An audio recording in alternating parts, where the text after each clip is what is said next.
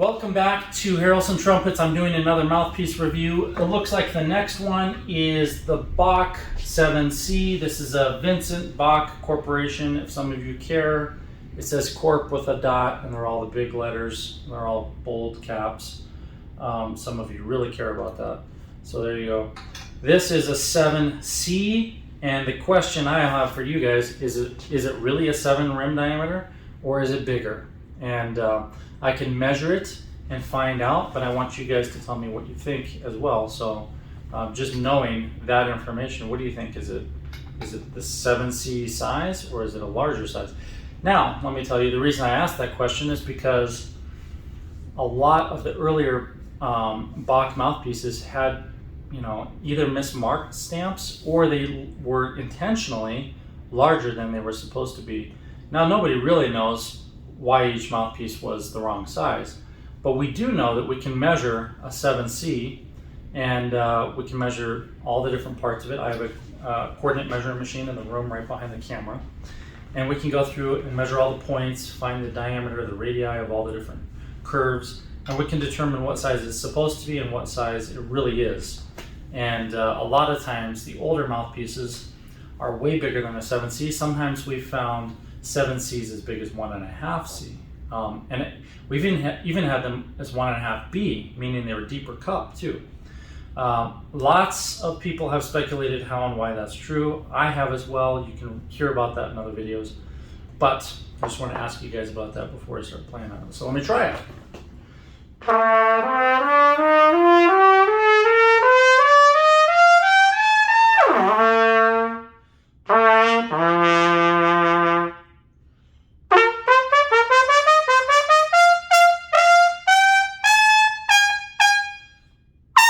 Okay, whew.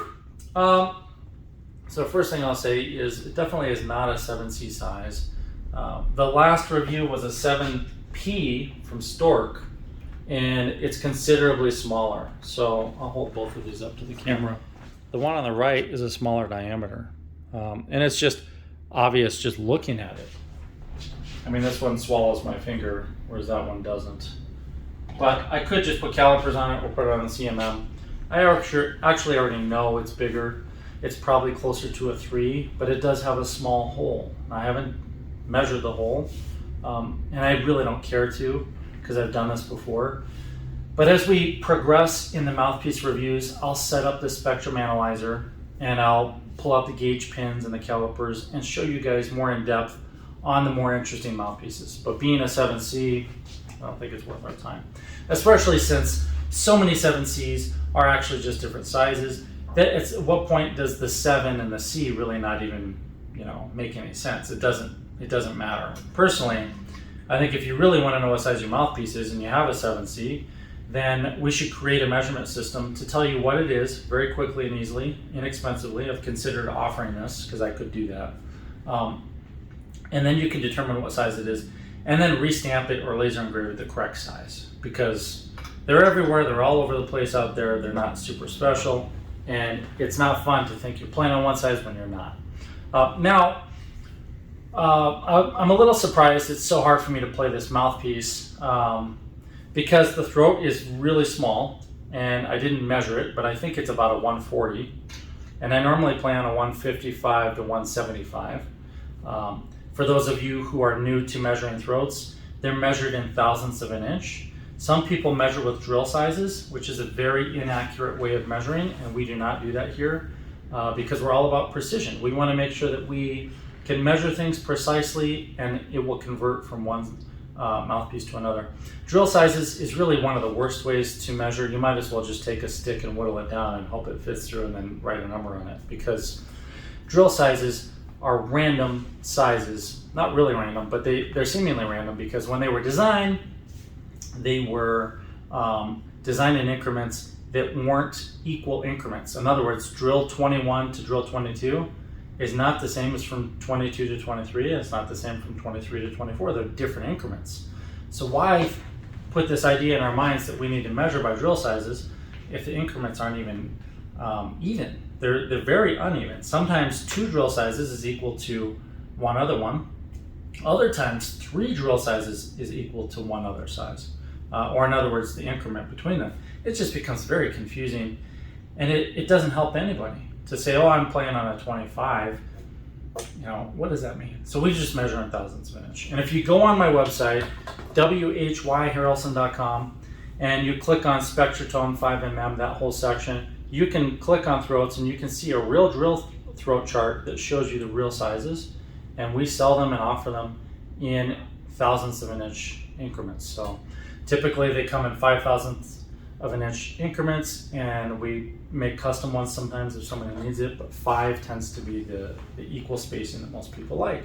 And it's very easy to acclimate to the system, because if you're playing on a 145, which is kind of average, and you want to go bigger, you go to a 150. And if you want to go bigger than that, you go to a 155. And that makes sense. It's very simple and easy. But this is a small throat. It's quite a deep cup. It's deeper than a C cup. And it is a very sharp rim. And that rim doesn't really hit my high point very well. Also, the mouthpiece is too long. And I've measured all the Bach mouthpieces. They're all too long, so they're never really going to play in tune. This is a problem that Bach has, Yamaha has it, Schilke has it. The mouthpieces are technically designed for the key of A, but we're playing in the key of B flat. Because they're so long, you're never going to have all your partials line up as well as you could. So I'd highly recommend ditching those mouthpieces if you can, and going to something that was designed to play in tune. And here at Harrelson we do that. Other places do it as well. So you might want to check and see, what the length is. But it's too long, and definitely it's a little squirrely.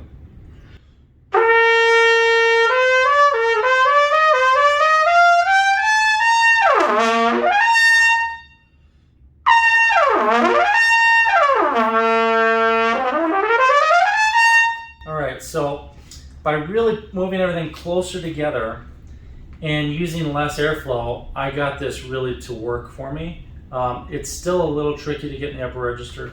If you go back and listen to the beginning of the video when I first played it, I was having a hard time getting up to C. I was hitting B flats and A's and B's, but I wasn't hitting the C.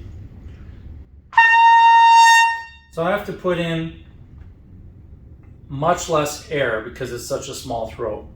And I have to really hold things tight, and I think that's mostly because this is such a round rim. And I normally play on a rim that has a much more flat design to it. I have really sharp teeth because my teeth are all crooked, and this flatter rim really helps.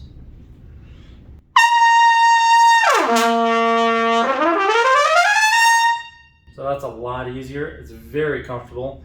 It feels like I have a cloud on my lips. That's the Spectratone Yellow. I like to compare mouthpieces as I do these reviews because it helps you guys see different things. And I'm always going to compare them to my own mouthpieces because this is what I do for a living. I make mouthpieces and trumpets. So I don't want you guys to miss out on my experience. And some people will call it bias, which I'm biased, of course, because I'm playing on my own mouthpieces. But at the same time, my mouthpieces are modular. They can be set up to any size. So whatever I put in my mouthpiece may not necessarily be perfect either. The thing is, the system allows you to find what's perfect by changing the modular parts. All right, so now I put the Spectratone Blue together. All I did was take my rim off of the yellow one, and I put it on the blue one. Spectratone Blue is our newest mouthpiece. It's launching on Kickstarter in June. And if you want to get one at half price, you'd have to be one of the first backers. So if you're interested in checking those out, you want to go to whyharrelson.com, go to the main page and sign up for, under Spectratone, sign up for the updates. So you get the updates and you know when we launch.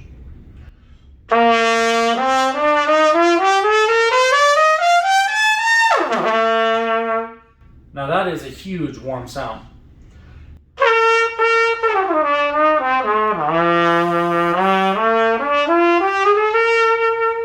And it's actually kind of vibrating this horn. There's probably something loose on it. This is a Bach Strad, but it puts out so much energy and so much sound, it's just filling the room.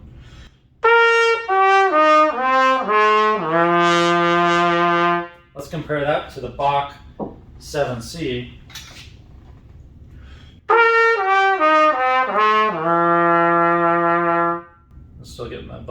So it's just not nearly as big or as warm. And that's partially because it's not nearly as efficient. It's losing energy. And it's also because the dimensions just aren't really balanced.